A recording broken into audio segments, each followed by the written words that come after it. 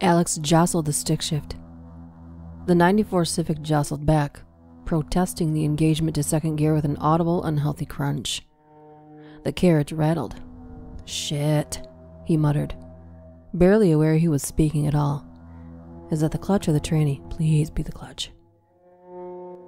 He wouldn't be making the repair either way. It was just a couple more months until tax season.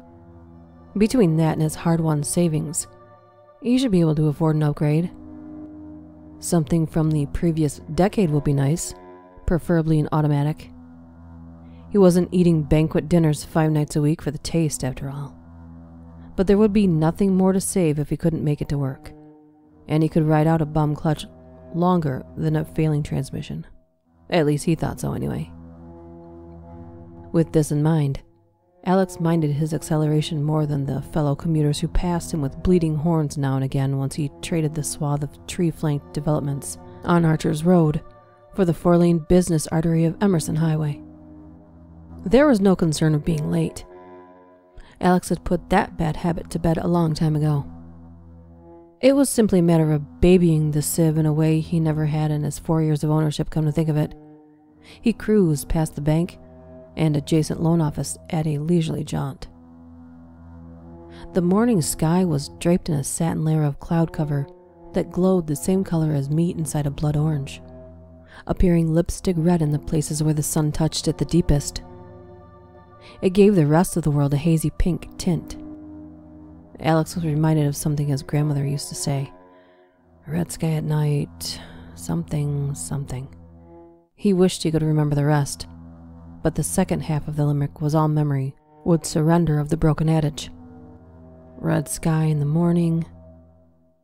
Alex did not notice himself saying this part out loud. Scagnetti's, the S to its regulars or the Skag to its employees, occupied the largest portion of strip mall real estate on an L-shaped lot located 2 miles off Emerson.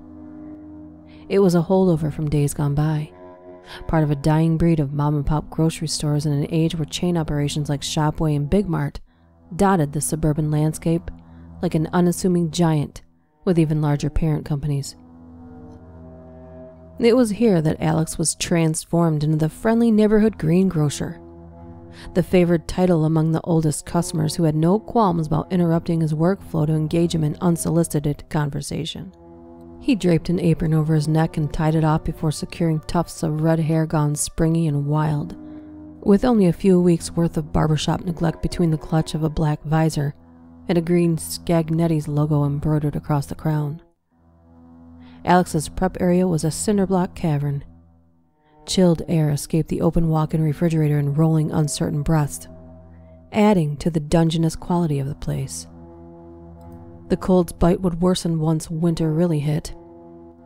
A piece of yellow-lined paper marked with pencil hung by a string of scotch tape above the heat wrap station like a neglected valentine. The day's itinerary. The paper tore slightly down the middle as Alex plucked the note from its sticky branch and started his day in earnest. The work was mechanical, but not altogether lonely. The grocery stock boys, bored on break or bucking their duties, would often come through in rotation to chat up Alex about girls, TV, and video games, while he tied off bags of grapes or rinsed vegetables in the food sink, before ripping off bits of brown that enroached an otherwise green leaf. The hours passed as they always did, until, as on innumerable occasions, his solitary work was interrupted by the distinct voice of Anton Scagnetti, calling to him from the double doors cast open melodramatically by 2 pudgy pink palms. "Alex, I'm gonna need you out here on the floor. Front the displays and the apples need filling. And bring out a couple cases of bananas, will you?" "Sure thing, Mr. Scagnetti, I'm on it," Alex said, not looking up from the bundle of wet kale in front of him. Alex looped the display island, scanning the rows of fruits and vegetables for gaps in their carefully arranged ranks. He felt a tug on his dress shirt. Turning, he was met with the rise of a sudden odor. Sweet, sharp, and subtly foul, assailing him with a thickness that suggested its own atmosphere. Alex didn't need to see the spectacles, Canadian tuxedo, or the thin white stubble covering the face of a man to know that he was being impressed upon by Tall Steve. Alex had more than his fair share of encounters with Tall Steve, and none of them had been particularly pleasant or even comfortable. "Adam," Steve said in another rush of whiskey vapor. "Alex," he corrected, as the taller man rested a too heavy hand on his forearm. He felt the cracked calluses of Steve's palm catch the smooth fibers of his dress shirt like a sock against sandpaper. Goosebumps raised underneath the offended sleeve. "Yeah, listen, kid. Fuck this shit. Fuck all of it. You been outside? You're gonna want to go outside, kiddo. Bet you never seen this in your whole life. I sure as shit didn't." This was the most incoherent Tall Steve had acted inside of the store for at least 6 months. He was always an occasional nuisance, and lucky for him, Mr. Scagnetti wasn't in the habit of banning anyone who wasn't an outright thief. But this time was different. Something in the clouded blue haze of his eyes, an imploring desperation. It was the first time Alex felt genuinely afraid of the man. "Yeah, I'll do that. Good idea," Alex said, recovering his arm with a ginger tug. Unwilling to break his gaze from the fogged corneas that swam behind Tall Steve's smudged lenses, until he was certain the old drunk would allow him to walk away without further unwelcome contact. Screw it, Alex thought. I'm overdue for a break anyhow, and outside sounds good. Anywhere this elky goon isn't sounds good about right now. Alex strode toward the time clock at the front desk in a nervous speed walk, catching the attention of a young blonde clerk. She had a smile behind her eyes. He looked silly. The sight beyond the automatic glass exit doors suggested a storm.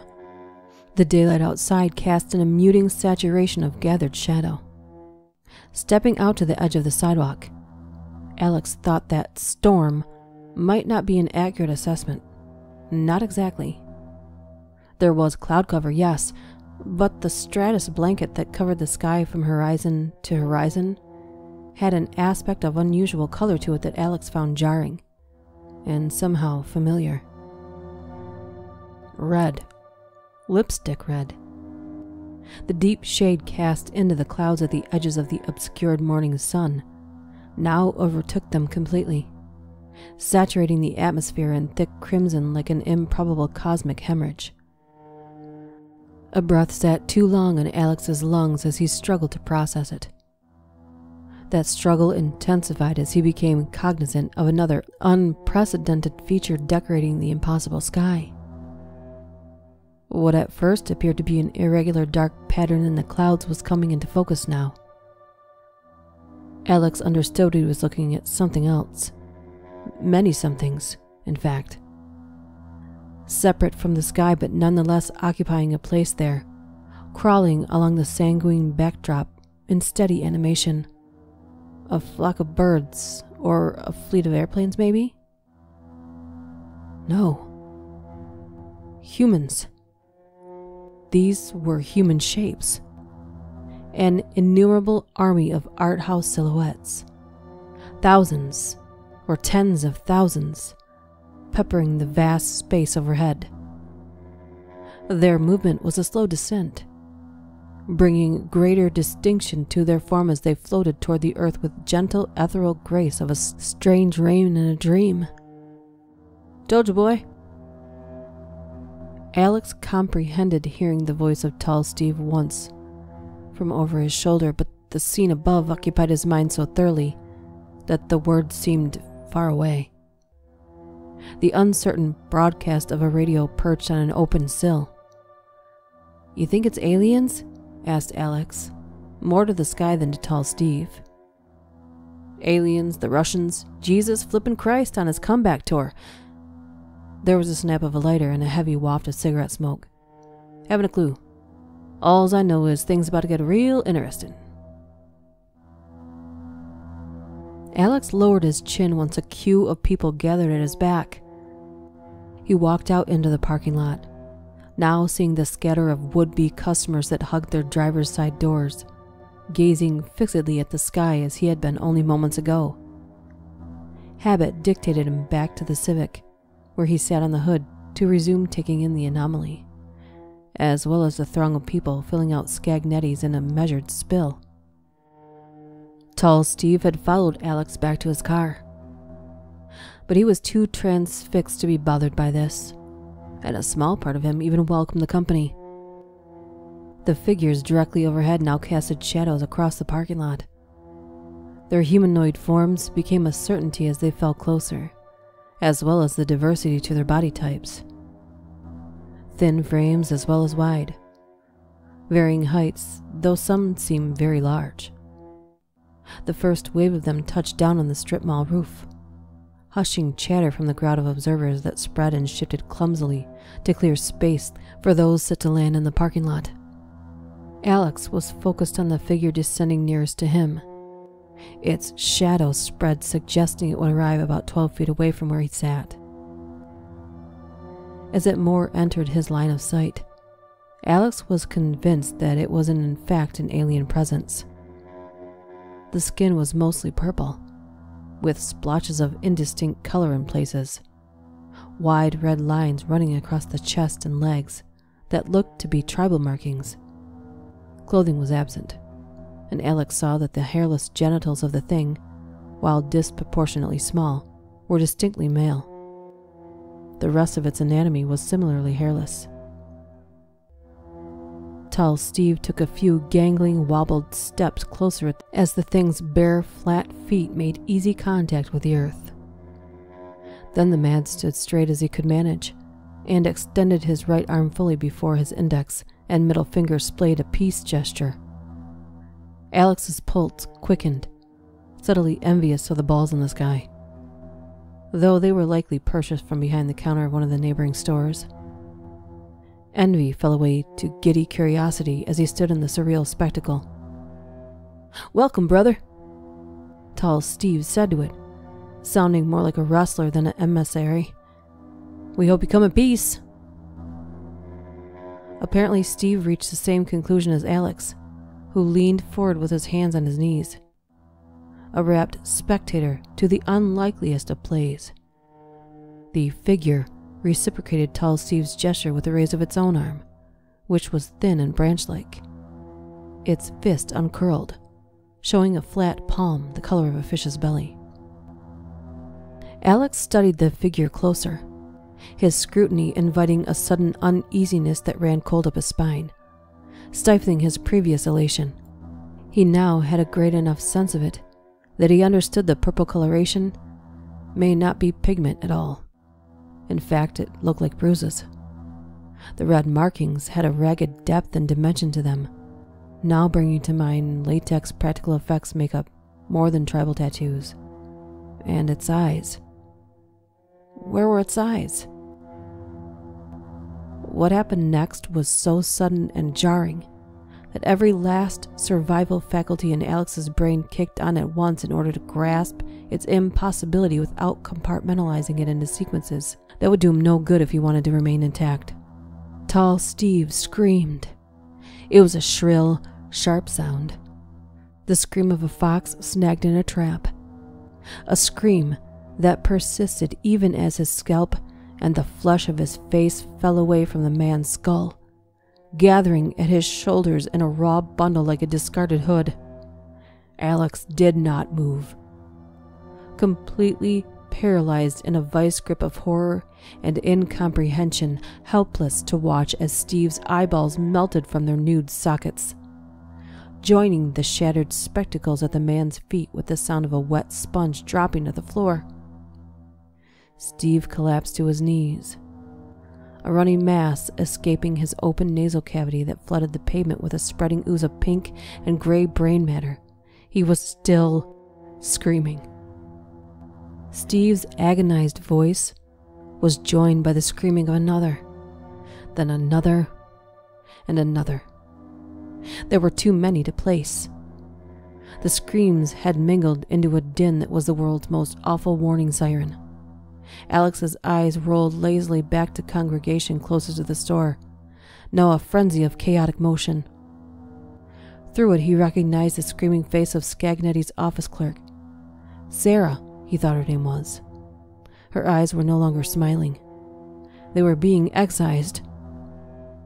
This broke Alex from his fear-induced trance. He whipped behind the Civic, finding himself suddenly moving on legs he could not feel. He was the one screaming now, the noise escaping his chest in 3 groaning, uncontrollable bleats. Terrain shifted beneath Alex's feet. Pavement, then grass, then more pavement. A muddy patch, uneven ground. He passed foliage, though he had not registered the slap of tiny branches stinging his cheek. Everything was a rush of blurred form, vague structures, and human shapes as he passed by defiantly. Alex ran until his leg muscles threatened failure, using the last bit of energy to tumble himself over a chain-link fence. He hunkered down behind a bush on the other side, smelling soil and pine through wide, panicked breaths. The godless din that began in Scagnetti's parking lot only seemed to intensify, erupting from all sides like speaker box rattle at a live concert. Real sirens sounded now, high in the distance, provoking a fever thought. Help, help, I need help. Alex pawed his pants pocket and fished out a smartphone he just now remembered owning. The device jittered in his hand as the screen unlocked. No signal. With shaking fingers and fading expectations, he summoned the dial screen and tapped out 911. The screen shone green first, then red before defaulting back to the dial screen. He tried again. Nothing. It wouldn't even connect. Alex's cheeks flushed hot, and he pitched the impotent cell phone, an action he regretted immediately for fear of what attention it might bring. Luckily, nothing came of it. Alex peeked up from the bush like a large albino bird. He needed to find his bearings. The fence was a neighborhood border, but he couldn't place the exact development despite his general familiarity with the area surrounding his workplace. The manicured lawns and wide streets that would typically host neighborly conversation or packs of roaming children offered no clues to the location. There was only scenes of carnage, as they too had been infested by the invaders from the sky that were really murderous aberrations.